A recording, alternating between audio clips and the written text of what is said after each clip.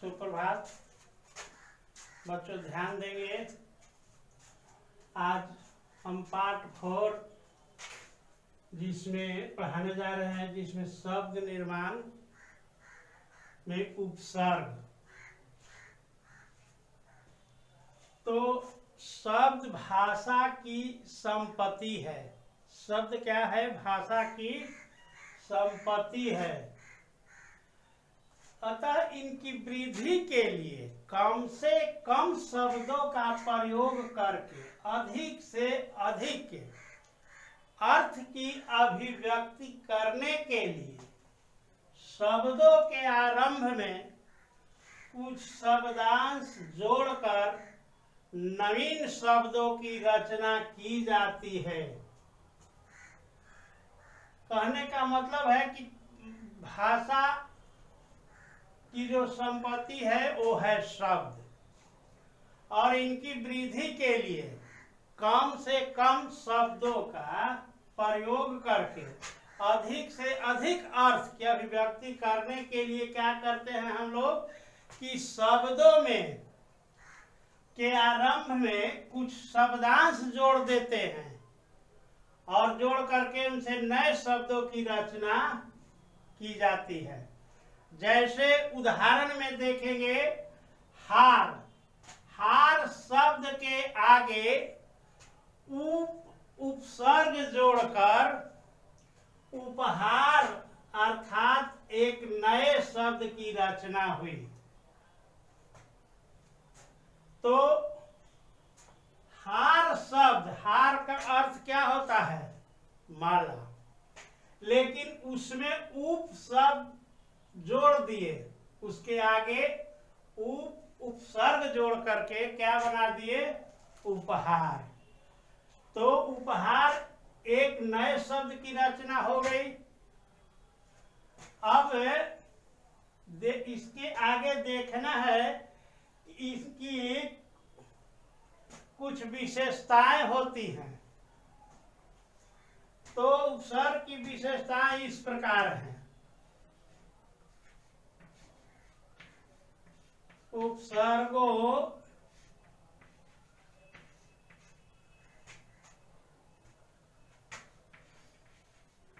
की विशेषताएं।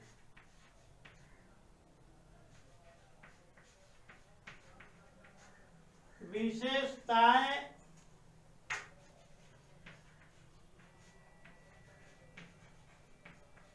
इस प्रकार हैं।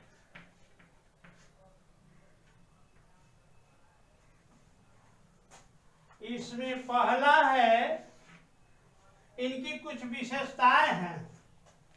इसमें पहला है उपसर्ग। उपसर्ग शब्दों के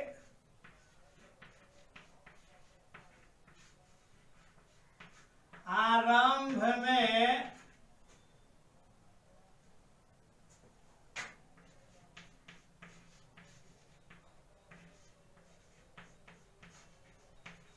जोड़े जाते हैं। कहाँ जोड़े जाते हैं? उपसर्ग जो है शब्द के आरंभ में जोड़े जाते हैं। ऐसा नहीं कि शब्द के बाद में। यदि शब्द के बाद में जोड़ा जाएगा तो उपसर्ग नहीं, प्रत्यय हो जाएगा। इसलिए इसकी विशेषता है कि उपसर्ग जो है मूल शब्द के आरंभ में जोड़े जाते हैं। उपसर्ग का दूसरा है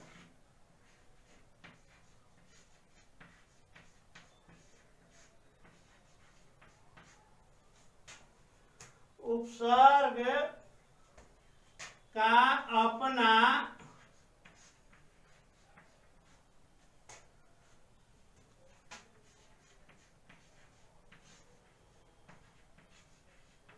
स्वतंत्र प्रयोग नहीं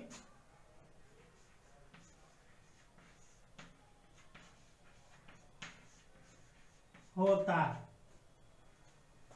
उपसर्ग का अपना स्वतंत्र प्रयोग नहीं होता। तीसरा है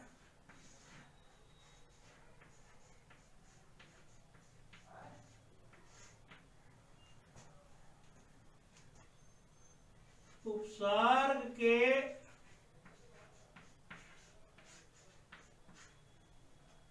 प्रयोग से मूल शब्द उपसर्ग के प्रयोग से मूल शब्द का अर्थ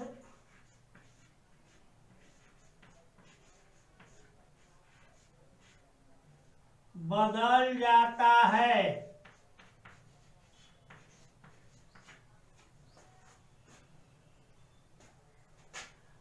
अब देखिए, उपसर्ग की विशेषता है कि उपसर्ग शब्दों के आरंभ में जोड़े जाते हैं। दूसरा है उपसर्ग का अपना स्वतंत्र प्रयोग नहीं होता। और तीसरा है उपसर्ग के प्रयोग से मूल शब्द का अर्थ बदल जाता है। जैसा कि आपको ऊपर उदाहरण में बताया गया था कि हार शब्द के आगे उपसर्ग जोड़कर उपहार बना, तो हार का अर्थ होता है माला, लेकिन उपहार शब्द जोड़ देने से उपहार उपसर्ग जोड़ देने से क्या हो गया? उपहार। तो उपहार का अर्थ होता है इनाम। इस प्रकार हम कह सकते हैं कि वे शब्दांश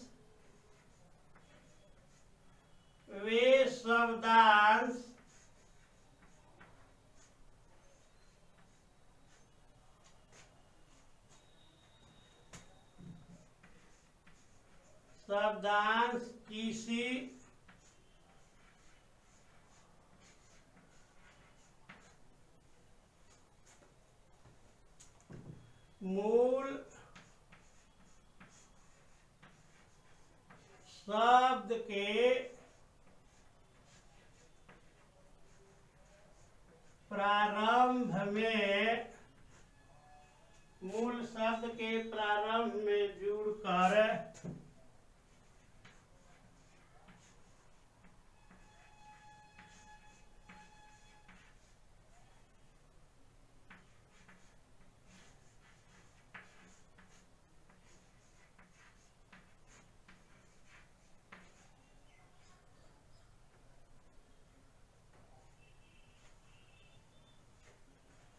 उनके अर्थ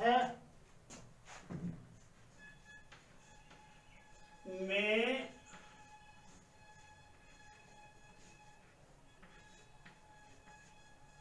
परिवर्तन कर देते हैं।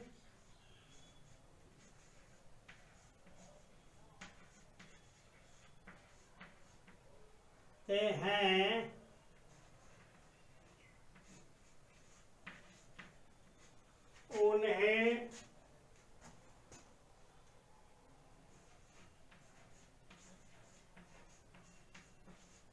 उपसर्ग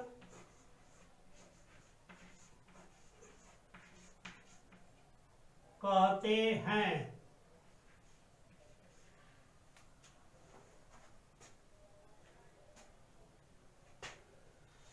तो विशेषण के आधार पर परिभाषित किया गया इनको कि वे शब्दांश किसी मूल शब्द के प्रारंभ में जुड़कर उनके अर्थ में परिवर्तन कर देते हैं, उन्हें उपसर्ग कहते हैं। तो इस प्रकार उपसर्ग किसे कहते हैं? तो उपसर्ग की परिभाषा है कि वे शब्दांश किसी मूल शब्द के प्रारंभ में जुड़कर उनके अर्थ में परिवर्तन कर देते हैं, उन्हें उपसर्ग कहते हैं। अब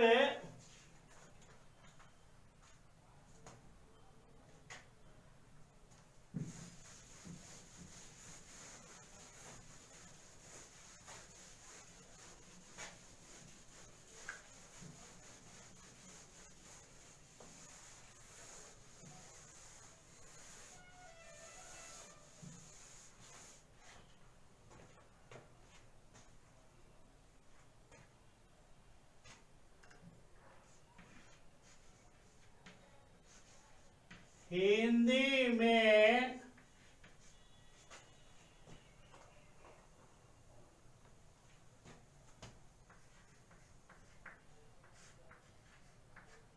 पांच प्रकार के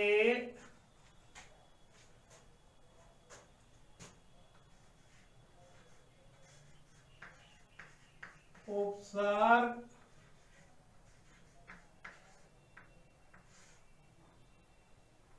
प्रयोग किए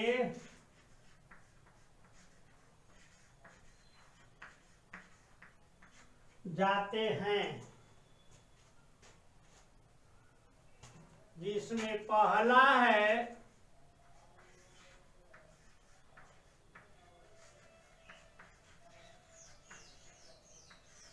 संस्कृत के उपसर्ग, दूसरा है तो ये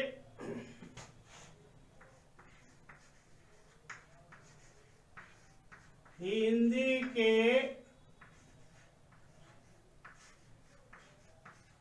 उपसर्ग। इनके पांच हिंदी में 5 प्रकार के उपसर्ग प्रयोग किए जाते हैं, जिसमें पहला है संस्कृत के उपसर्ग, दूसरा है हिंदी के उपसर्ग, तीसरा है उर्दू के उपसर्ग, चौथा है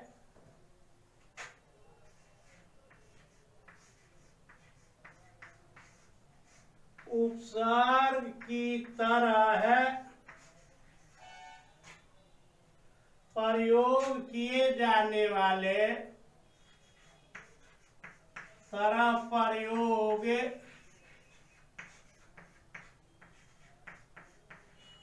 किए जाने वाले संस्कृत के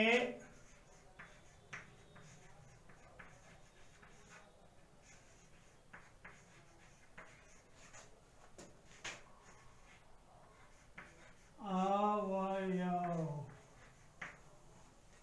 कृत के अव्यय,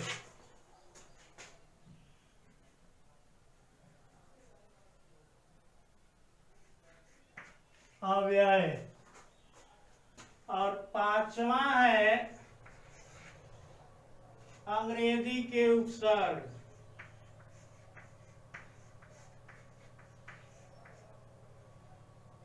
अंग्रेजी के उपसर्ग। तो एक 5 प्रकार के उपसर्ग, हिंदी में 5 प्रकार के उपसर्ग प्रयोग किए जाते हैं। पहला है संस्कृत के उपसर्ग, दूसरा है हिंदी के उपसर्ग, तीसरा है उर्दू के उपसर्ग, चौथा है उपसर्ग की तरह प्रयोग किए जाने वाले संस्कृत के अव्यय, और पांचवा है अंग्रेजी के उपसर्ग।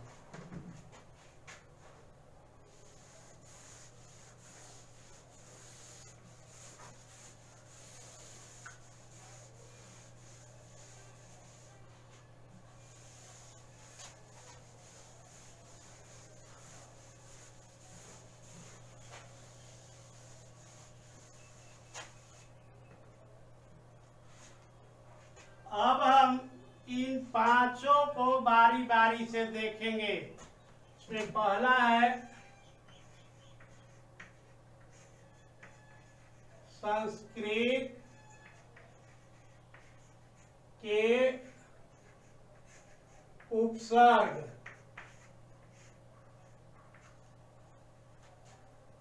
तो यहाँ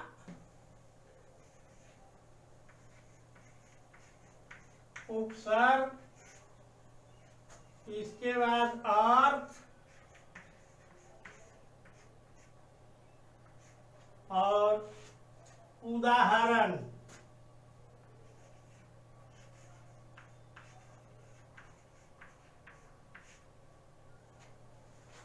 जिसमें अ उपसर्ग, अ का अर्थ है अभाव।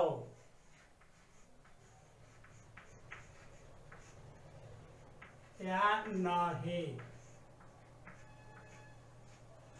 अब अ उपसर्ग से शब्द बनता है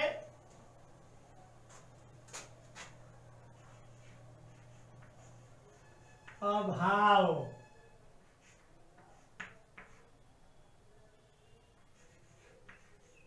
अमर,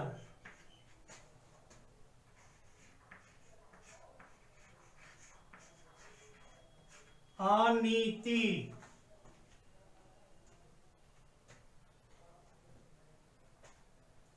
इसके बाद है अति।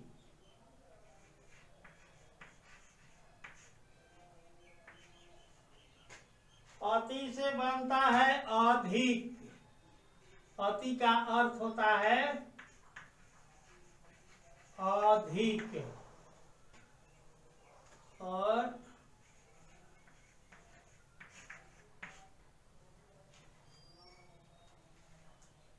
अतिसार शब्द क्या बना? अतिसार। अति से सार में अति जोड़ दिए तो क्या हो गया? अतिसार।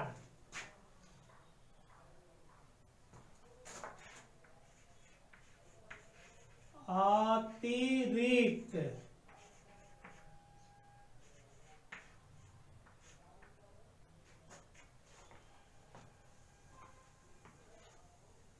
अतिरिक्त के बाद अत्याचार।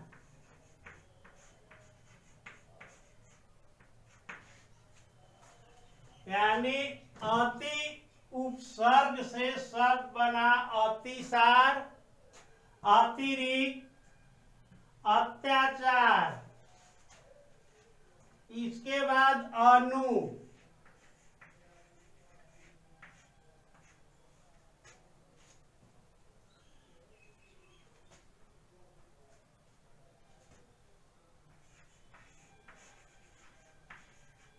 पीछे,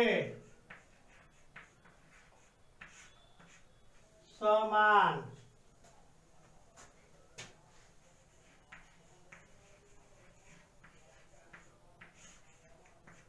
अनु से बना अनुवाद। और इसे क्या बना?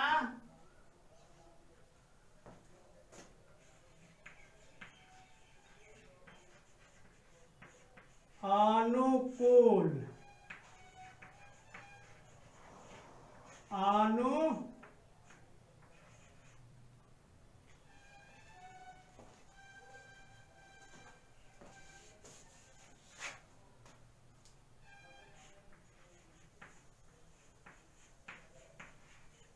अनुशासन।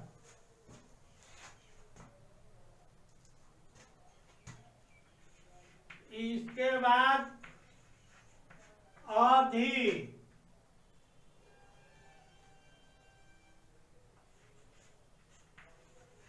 अधि का अर्थ है प्रधान।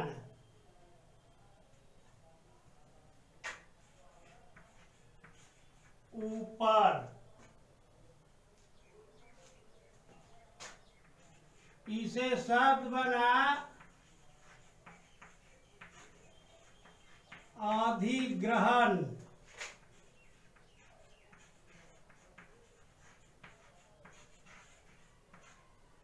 अधिपति और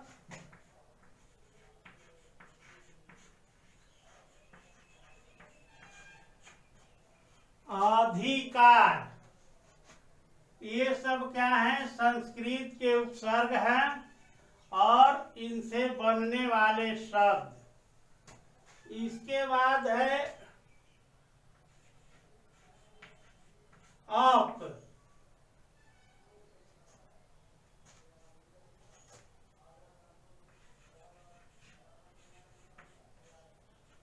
इसका अर्थ होता है बुरा,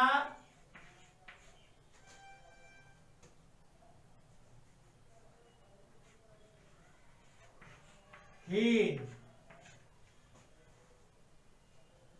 अपयश, अपयश,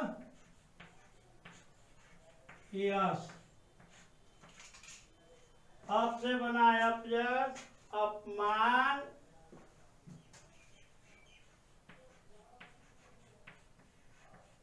अपमान, अपशब्द। इसके बाद है प्र,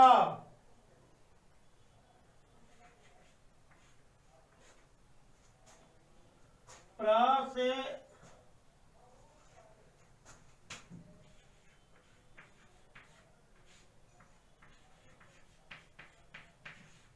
इसका अर्थ होता है ऊपर और आगे। इससे शब्द बना प्रकार,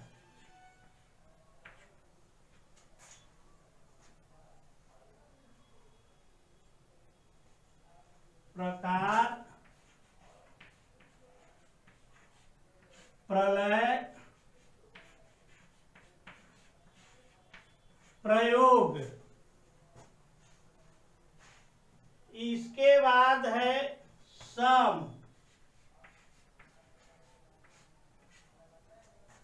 सम माने अच्छा,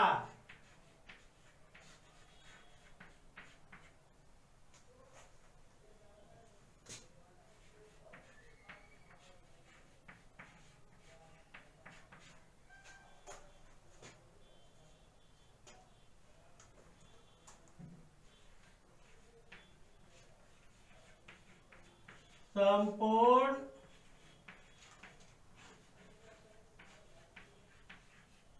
संकल्प,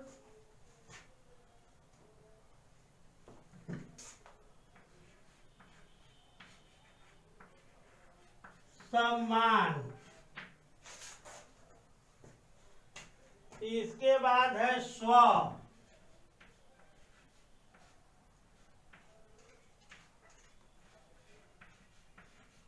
अपना, स्वदेश,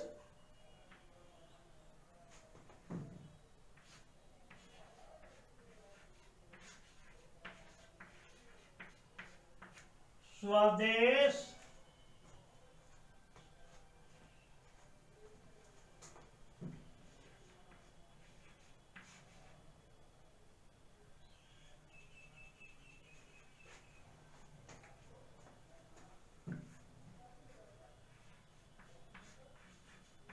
स्वभाव आदि। तो ये सब क्या है? संस्कृत के उपसर्ग है। अ, अति, अनु, अधि, अप, प्र, सम, स्व, ये इनका अर्थ है। अब अ का अर्थ अभाव, नहीं, अति का अर्थ अधिक, ऊपर, पीछे, समान, अति, अधिक, प्रधान, ऊपर, अप का बुरा, हीन, प्र का ऊपर, आगे, सम का अच्छा, संयोग, स्व का अपना। और इनसे अ से शब्द बना अभाव, अमर, अनीति। अति से शब्द बना अतिसार, अतिरिक्त, अत्याचार। अनु से बना अनुवाद, अनुकूल, अनुशासन। अधि से बना अधिग्रहण, अधिपति, अधिकार। अप से बना अपयश, अपमान, अपशब्द। प्र से बना प्रहार, प्रलय, प्रयोग। सम से बना संपूर्ण, संकल्प, सम्मान। स्व से बना स्वदेश, स्वभाव आदि।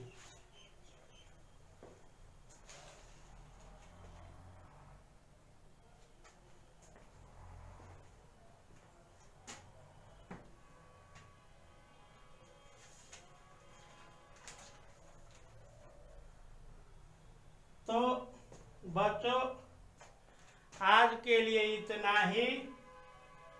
अब और हिंदी के उपसर्ग और जो उपसर्ग है उसके बारे में अगले भाग में बताया जाएगा। धन्यवाद।